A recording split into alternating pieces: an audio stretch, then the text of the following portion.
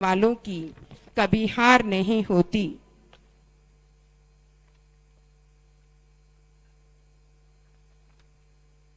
कुछ ही क्षणों में माननीय मुख्यमंत्री महोदय पधारेंगे और कार्यक्रम का विधिवत रूप से आगे बढ़ना होगा।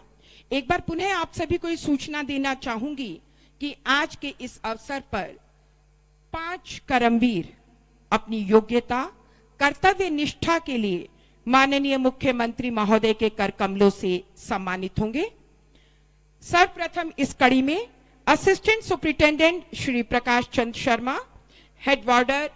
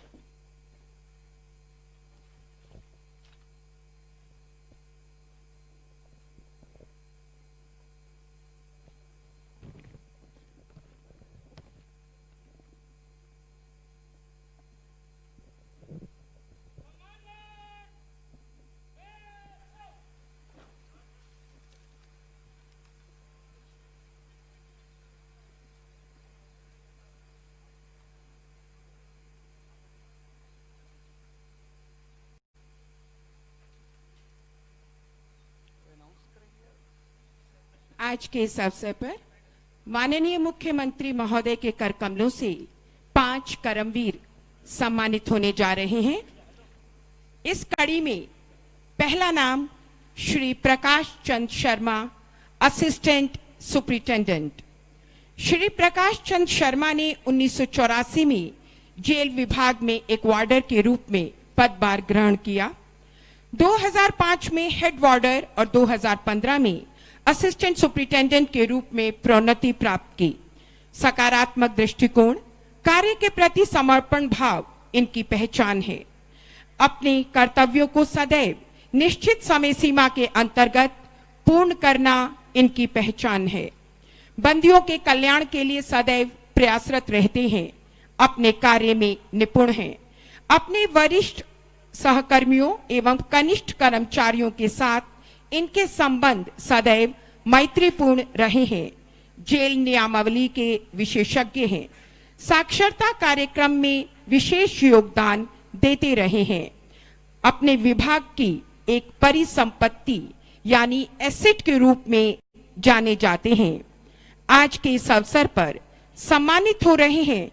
अपनी विशिष्ट सेवाओं के योगदान के लिए राष्ट्रपति के सुधारात्मक सेवा पदक से सम्मानित हो रहे हैं श्री प्रकाश चंद्र शर्मा, असिस्टेंट सुपरिटेंडेंट।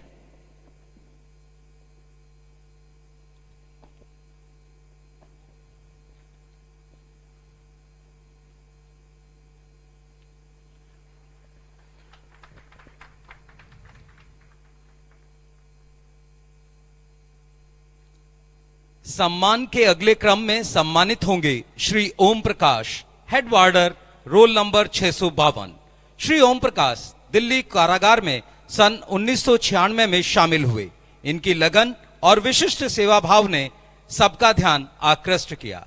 इनकी चुनौतीपूर्ण लक्ष्यों को सरलता, बुद्धिमत्तापूर्ण, कौशलात्मक तरीकों से हल करने की कार्य पद्धति ने इन्हें जेल प्रशासन का विश्वस्त बनाया और इन्हें जटिल कार्यों को सौंपा जाने लगा।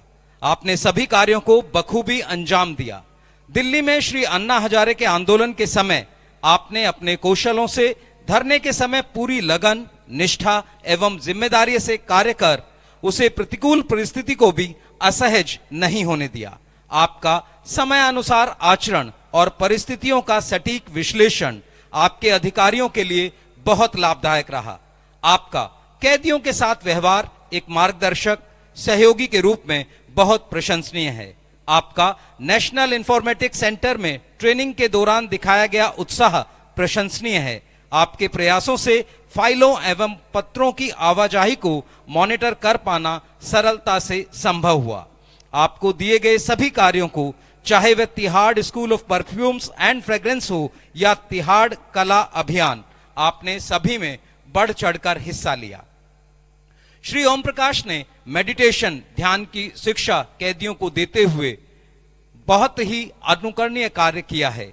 आपने शारीरिक फिटनेस पर विशेष ध्यान दिया है और यह बात विशेष तौर पर उल्लेखनीय है कि आपने अब तक के सेवा काल में कोई भी मेडिकल लीव नहीं ली है। आपके इन विशिष्ट गुणों को ध्यान में रखकर आपको president's correctional service medal for meritorious service सन 2013 में सम्मानित किया।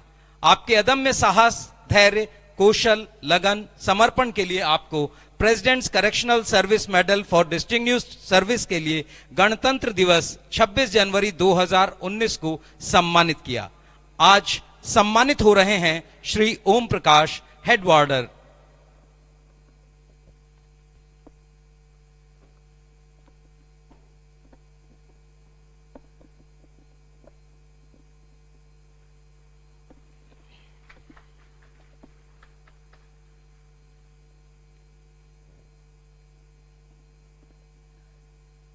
सम्मान की इस श्रृंखला में अगला नाम श्री पाल दास सिंह।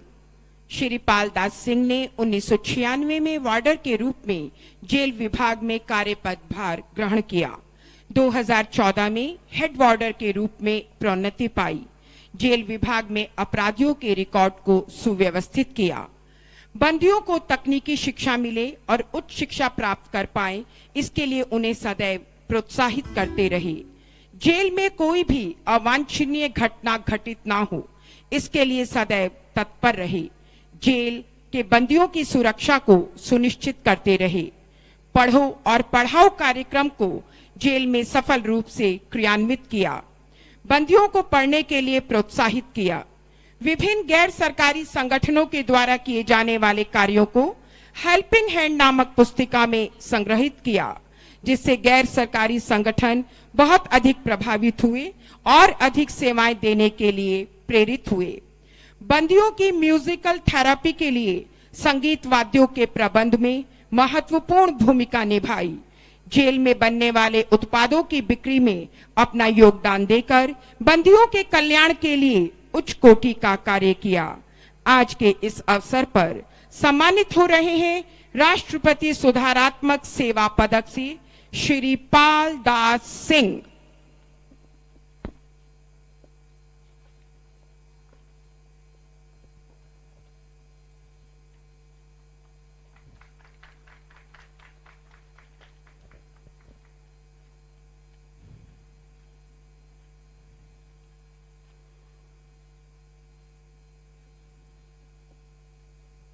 सम्मान की श्रृंखला में सम्मानित हो रहे हैं श्री मोहिंदर सिंह।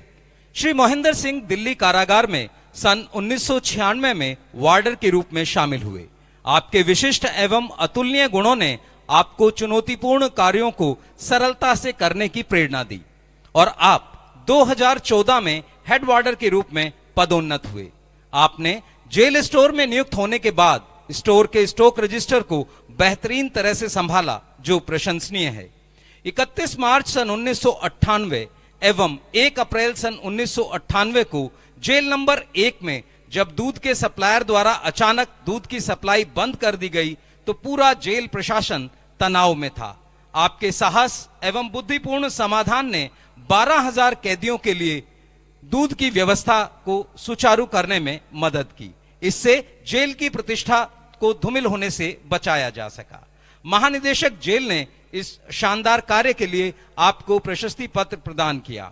आपके सक्रिय सहयोग एवं उत्साह के कारण जेल में कई नवाचार आज अच्छे से स्थापित हो गए हैं।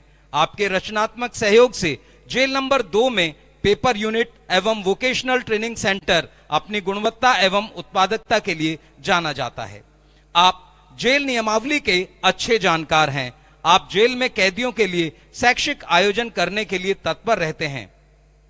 आपके प्रयासों से 450 कैदियों का आटा चक्की का प्रशिक्षण पूर्ण किया गया और आपको जेल प्रशासन द्वारा आपके विशिष्ट प्रयासों के लिए सम्मानित किया गया। आपने स्वच्छ भारत अभियान में विशिष्ट योगदान दिया। आपको जेल प्रशासन ने पंचवटी योग आश्रम एंड नेचर क्योर सेंटर में ट्रेनिंग के लिए नामित किया। आपने बड़ी लगन से इसे पूर्ण किया और आप इसे जेल में कार्य व्यवहार में ला रहे हैं। आपकी लगन, समर्पण, निष्ठा के कारण आपको राष्ट्रपति सेवा सुधारात्मक पदक से सम्मानित किया गया है। आप आज सम्मानित होंगे श्री मोहिंदर सिंह।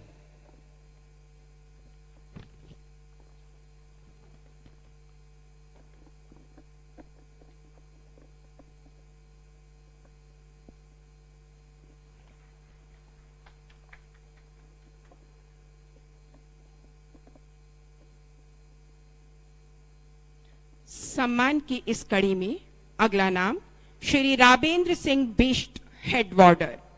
श्री राबेंद्र सिंह बिष्ट, हेड वार्डर ने जेल विभाग में 1996 में वार्डर के रूप में अपना पदभार ग्रहण किया। जेल में चला जा रही सभी सुधारात्मक कार्यक्रमों में बढ़ चढ़कर भाग लेते रहे हैं। इनका कर्तव्यों के प्रति समर्पण भाव इनके अन्य सहकर्मियों को भी प्रेरित करता है। इन्होंने सेंट्रल जेल नंबर 2 में कार्य करते हुए विशिष्ट सेवाएं प्रदान की। सेंट्रल जेल से रोहिणी और मंडोली की जेल में कैदियों के स्थानांतरण का कार्य रहा हो, गांधी जयंती 2018 के अवसर पर विशेष क्षमा के लिए प्रस्तावित जेल के कैदियों की लिस्ट तैयार करने का कार्य रहा हो और जेल में किसी भी प्रकार की अवैध गतिविधि ना हो, उस पर रोक लगाने में सदैव इन्होंने महत्वपूर्ण भूमिका निभाई। जेल के आंतरिक प्रशासन में नियमों को सतर्कता से लागू करने में इनका अहम योगदान रहा, जिससे हिंसा और ब्लेडबाजी जैसी घटनाओं में अप्रत्याशित रूप से कमी आई। इन्हें पूर्व में भी 10 कमेंडेशन रोल्स और 4 प्रशस्ति पत्र और कई बार इनके वरिष्ठ ऑफिसर्स के द्वारा नकद पुरस्कार से सम्मानित किया जा चुका है। श्री राबेंद्र सिंह बिष्ट अनुशासनमय जीवन, समर्पण भाव, कर्तव्य निष्ठा के जीवंत उदाहरण माने जाते हैं और आज के इस अवसर पर सम्मानित हो रहे हैं राष्ट्रपति के सुधारात्मक सेवा पदक से। श्री राबेंद्र सिंह बिष्ट।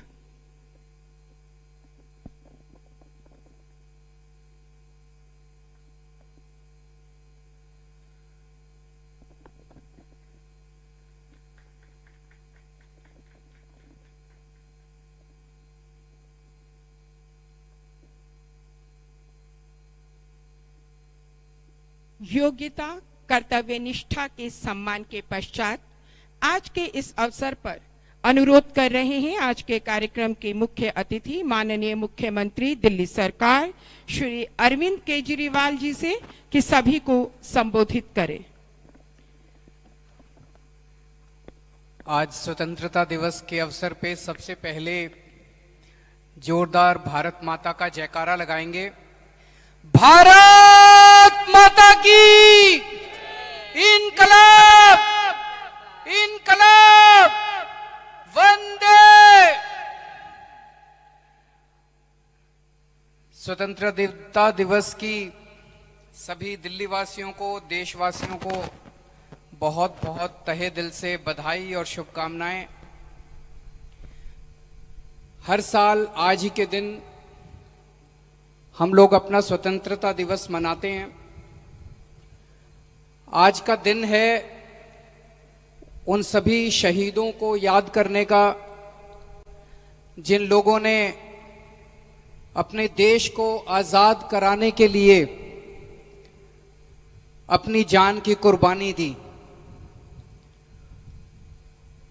शहीद आजम भगत सिंह, चंद्रशेखर आजाद, अशफाकुल्ला खान, सुभाष चंद्र बोस, ऐसे हजारों लाखों लोग हैं जिन लोगों ने अपने देश को अंग्रेजों से आजाद कराने के लिए बड़ी बड़ी कुर्बानियां दी। आज का दिन है उन सब लोगों को याद करने का जिन लोगों ने देश को आजाद कराने के लिए पूरी जिंदगी तपस्या की।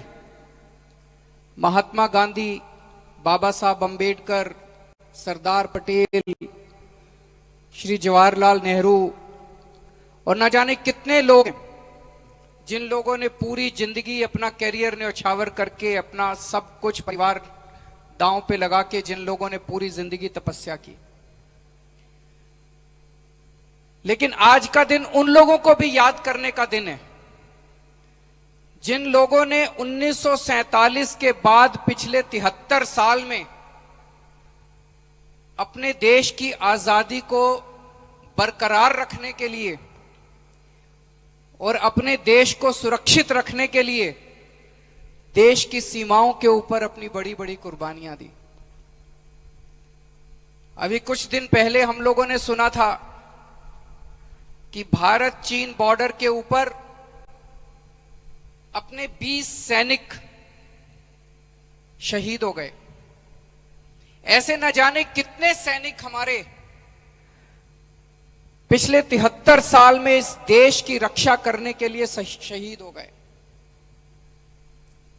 आज जब हम खुली हवा में सांस लेते हैं, जब हम आजादी के साथ घूमते हैं, जब हम आजादी के साथ इस देश के अंदर जीते हैं, तो हम लोग भूल जाते हैं कि न जाने कितने ऐसे सैनिकों ने अपनी जान की कुर्बानी दी है। आज उन सभी सैनिकों को हम याद करते हैं, उनका सम्मान करते हैं और उनको नमन करते हैं। लेकिन साथ ही ये प्रतिज्ञा भी लेते हैं, जितने लोगों ने देश की आजादी की लड़ाई लड़ी थी, उन सबके सपने थे। जैसा भगत सिंह ने ही कहा था कि मेरा मकसद केवल अंग्रेजों को इस देश से भगाना नहीं है, मेरा मकसद है कि एक ऐसा भारत हो जहां पे सबको अच्छी शिक्षा मिले, अच्छी स्वास्थ्य सेवाएं मिले, बराबरी का अधिकार मिले, किसानों को, मजदूरों को इज्जत की जिंदगी मिले। तो जब हम अपनी जिंदगी जीते हैं रोज, हम सब का कर्तव्य बनता है कि हम सब लोग अपनी आजादी, हमारी आजादी के जो दीवाने थे, उनके जो सपने हैं, उनके सपनों को, के भारत को पूरा करने में अपना योगदान दें। दोस्तों, हर साल हम लोग स्वतंत्रता दिवस छत्रसाल स्टेडियम में मनाते हैं। पूरी दुनिया के अंदर आज ये महामारी फैली हुई है कोरोना की।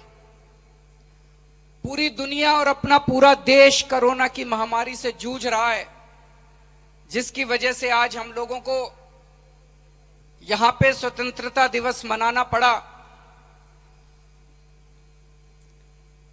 ऐसे में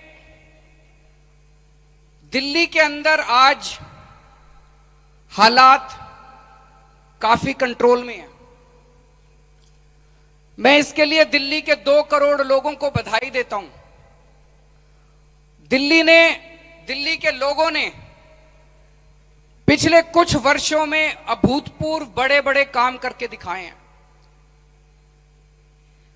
पिछले 5 साल के अंदर जब दुनिया भर में, देश भर में, हर शहर में, हर जगह पोल्यूशन बढ़ रहा था, दिल्ली शायद देश में अकेले ऐसा शहर था जहां पे 25% पोल्यूशन कम करके दिखाया दिल्ली के लोगों ने पिछले 5 साल के अंदर। यकीन नहीं होता लोगों को। 2015 में जिस लेवल पे पोल्यूशन था, 2019 में उससे 25% कम हो गया। हम अभी संतुष्ट नहीं हैं। 25% कम हुआ, अच्छी बात है। अभी इसको और कम करना है, इसके लिए और बहुत सारे कदम उठाएंगे, और बहुत सारे कदम उठा रही है सरकार। दिल्ली के लोगों के साथ मिलकर इसको भी और कम करना है। लेकिन बड़ी बात यह है कि जब पूरी दुनिया के अंदर, पूरे देश के अंदर हर जगह पोल्यूशन बढ़ रहा था, उस वक्त दिल्ली के अंदर पोल्यूशन कम हो रहा था।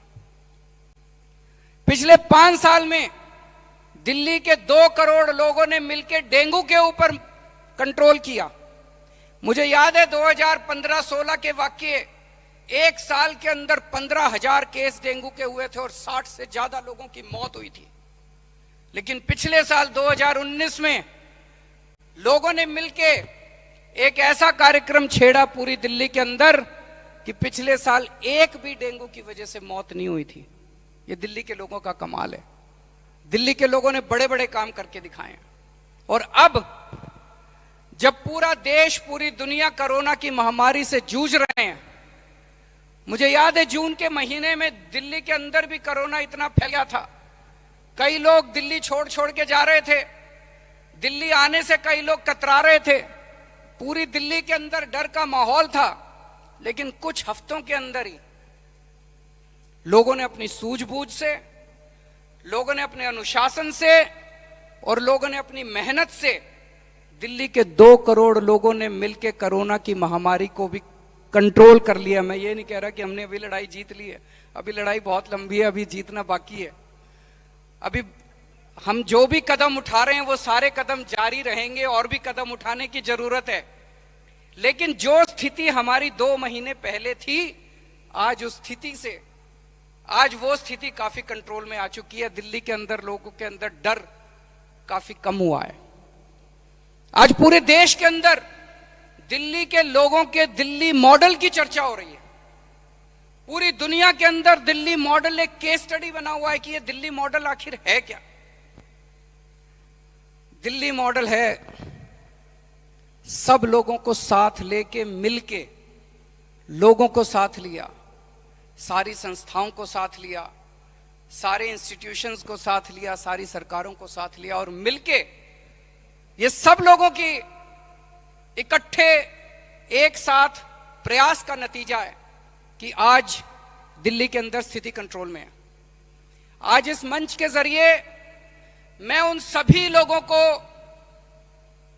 शुक्रिया अदा करना चाहता हूं जिन लोगों ने दिल्ली में स्थिति को कंट्रोल करने में सहयोग किया है। केंद्र सरकार का शुक्रिया अदा करना चाहते हैं, हम उन सारी सामाजिक संस्थाओं का शुक्रिया अदा करना चाहते हैं, हम उन सारी धार्मिक संस्थानों का शुक्रिया अदा करना चाहते हैं, हम उन सारे डॉक्टर्स की एसोसिएशंस, एनजीओज, न जाने कितने लोगों ने इसके अंदर पार्टिसिपेट किया, उन सब लोगों का शुक्रिया अदा करना चाहते हैं। मैं उन सब कोरोना वॉरियर्स का शुक्रिया अदा करना चाहता हूं। आज यहां भी कोरोना वॉरियर्स आए हुए हैं।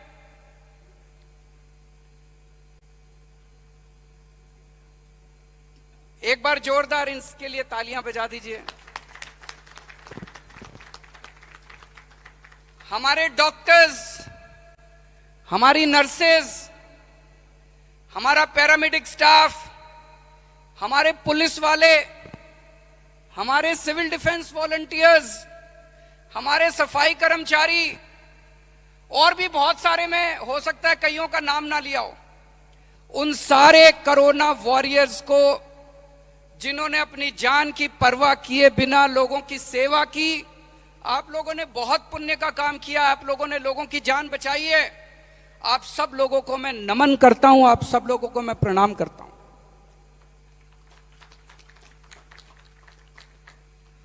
दिल्ली ने कई नए नए, इस कोरोना की लड़ाई में कई नए नए तरीके इजाद किए। इसको पूरी स्थिति को बड़े साइंटिफिकली सोचा गया, एक्सपर्ट्स के साथ डिस्कस किया गया। एक जो पद्धति दिल्ली ने पूरे देश को और दुनिया को दी वो थी होम आइसोलेशन की। हम लोगों ने देखा, इटली की कहानियां पढ़ी, न्यूयॉर्क की कहानियां पढ़ी, लंदन की कहानियां पढ़ी, पता चला वहां पे लोग बीमार होते थे, अस्पताल जाते थे, अस्पताल में बेड नहीं मिलते थे, इटली के अंदर ऐसी ऐसी कहानियां सुनने को मिली कि सड़कों के ऊपर पेशेंट्स पड़े हुए हैं, उनको बेड नहीं है। न्यूयॉर्क के अंदर सड़कों के ऊपर पेशेंट्स पड़े थे, उनको बेड नहीं है। इतना डेवलप्ड कंट्री और उनके पास बेड की कमी कैसे हो गई? तो पता चला कि जो बीमार होता था उसको अस्पताल ले जाते थे, जो बीमार होता था उसको अस्पताल ले जाते थे। और बीमार इतने ज्यादा लोग हो रहे थे, कोई अंत ही नहीं था, महामारी थी, हर आदमी बीमार पड़ रहा था, तो अस्पताल के बेड कम पड़ रहे थे और जो सीरियस मरीज थे वो सड़कों के ऊपर थे। तब हम लोगों ने सोचा कि जो सीरियस मरीज है बेड केवल उनके लिए होने चाहिए, और जो माइल्ड और एसिम्टोमेटिक लोग हैं उनका घर में इलाज करेंगे। घर में इलाज का मतलब यह नहीं कि हम अपना पल्ला झाड़ रहे थे, घर में इलाज का मतलब यह नहीं कि हम अपनी जिम्मेदारी से भाग रहे थे। हमने उन लोगों के घर में इलाज करने का मतलब, हमने डॉक्टरों की एक टीम बनाई और वो डॉक्टरों की टीम रोज सुबह शाम उस पेशेंट को जो घर में था उसको फोन करती थी और फोन के ऊपर उससे पता करती थी कि तुम सही सलामत हो, कोई दिक्कत तो नहीं है। उससे सारे उसके पैरामीटर्स पूछा करती थी। ये इंतजाम किया गया उनके लिए। और थोड़े दिन के बाद उनके घर पे ऑक्सीमीटर पहुंचा दिया गया कि अगर आपका ऑक्सीजन का लेवल कम हो हमें फोन कर देना, हम आके आपको अस्पताल ले जाएंगे। और अब अगले हफ्ते से एक और काम कर रहे हैं। जो लोग मरीज, कुछ मरीज ऐसे सामने आए हैं कि कोरोना तो नेगेटिव हो गया, अस्पताल से घर वापस आ गए, लेकिन 3-4 दिन के अंदर पता नहीं अचानक ऑक्सीजन डाउन हो गई और उनकी मौत हो गई। अब हम ऐसे मरीजों को जिनकी घर आने के बाद ऑक्सीजन डाउन हो जाती है, उनके घर ऑक्सीजन कॉन्सेंट्रेटर पहुंचाने का काम करने वाले हैं हम लोग। तो ये होम आइसोलेशन का मॉडल जो दिल्ली ने पूरे देश को दिखाया, इसकी वजह से काफी फायदा हुआ। हमारे अस्पताल के बेड खाली हो गए, लोगों ने घर के अंदर लोग इलाज कराना चाहते हैं।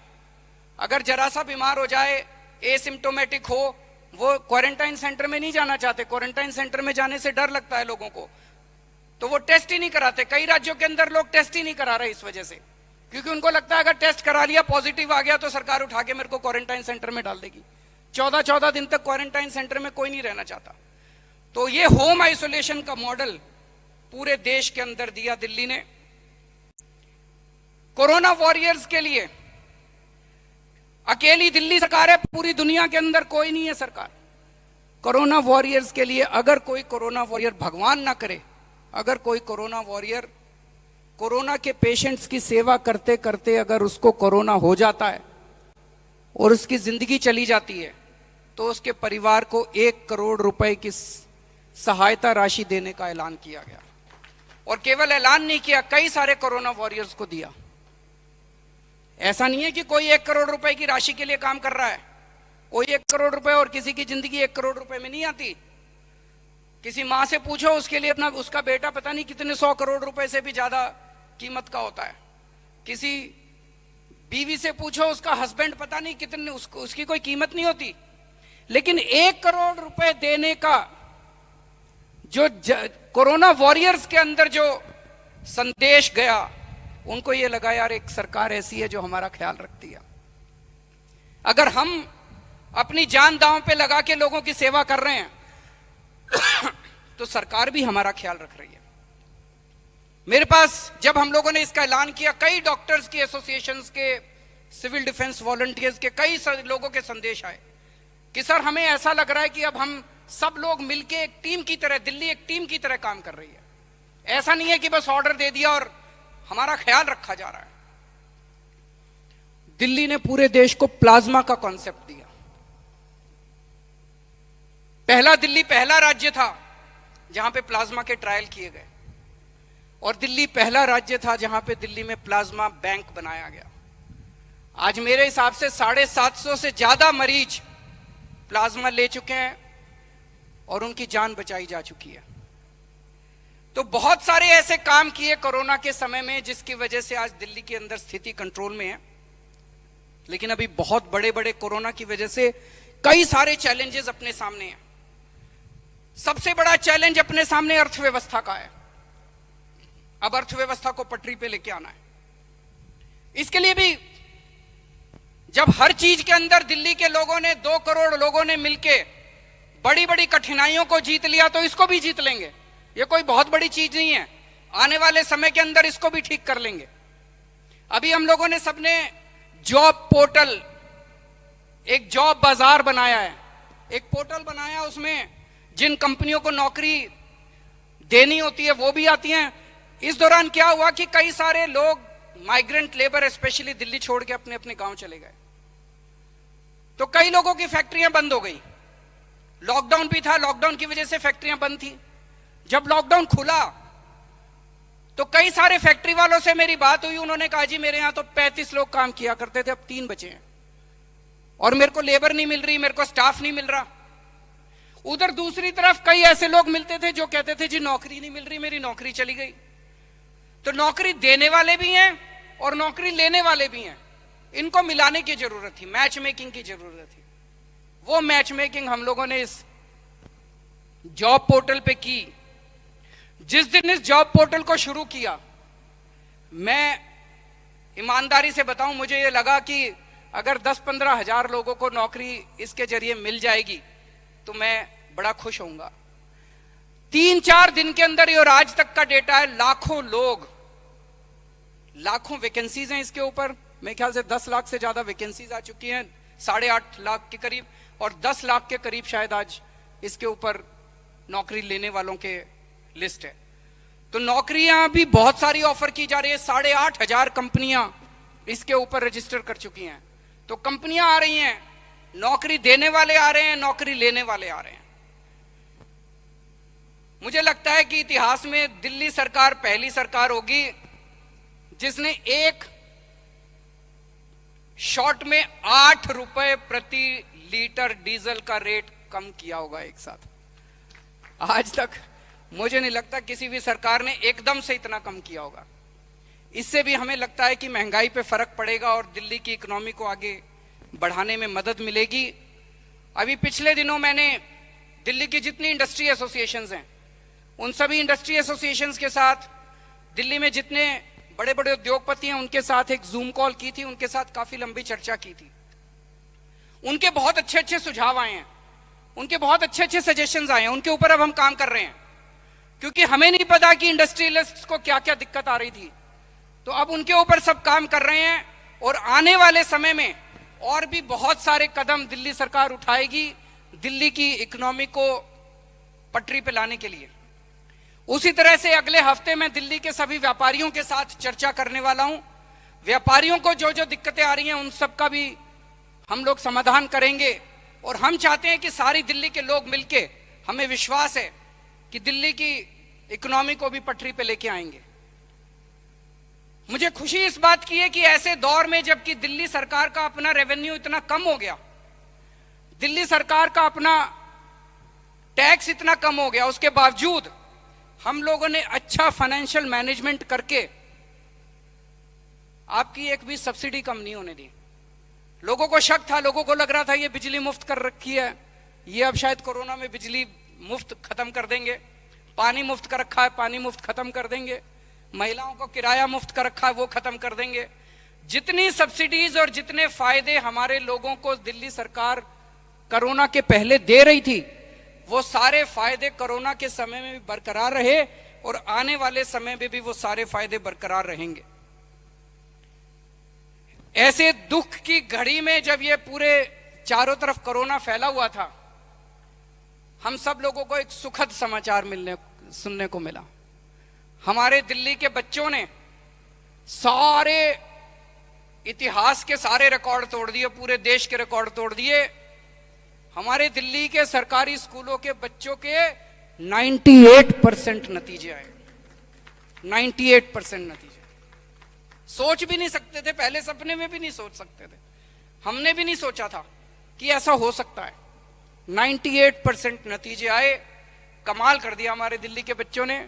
उन्होंने ये दिखा दिया कि नथिंग इज इम्पॉसिबल, हो तो सकता है। उन्होंने एक उम्मीद दी है कि हो तो सकता है।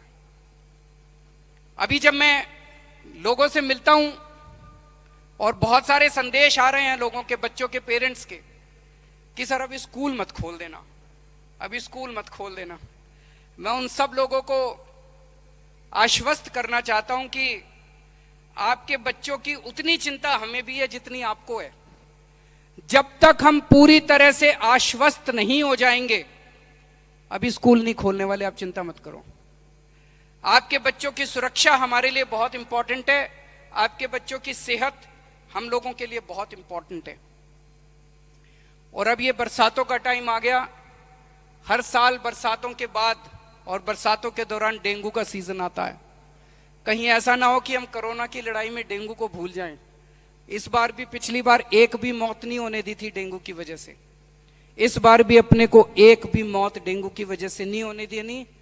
सितंबर के पहले हफ्ते में, जैसे पिछली साल हम लोगों ने शुरू किया था, 10 हफ्ते 10 बजे 10 मिनट, वही वाला प्रोग्राम इस बार भी शुरू करेंगे सितंबर के फर्स्ट वीक में, ताकि डेंगू से हम सब लोग बच सकें, पूरी दिल्ली डेंगू से बच सके। एक बार फिर से आप सब लोगों को स्वतंत्रता दिवस की बहुत बहुत शुभकामनाएं। भारत माता की। जीएसटी रिफॉर्म से लेकर कैशलेस